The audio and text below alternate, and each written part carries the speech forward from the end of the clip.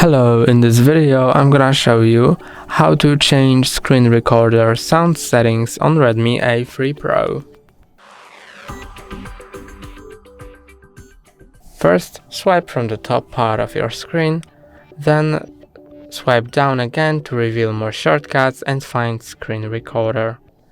Then press and hold on it, and then to change the sound source, click on sound source and you can set it to either mute, so there will be no sounds in the recording.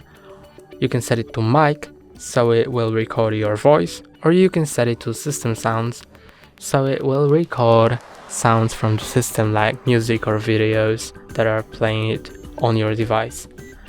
And that's all for today. Don't forget to like and subscribe. See you next time.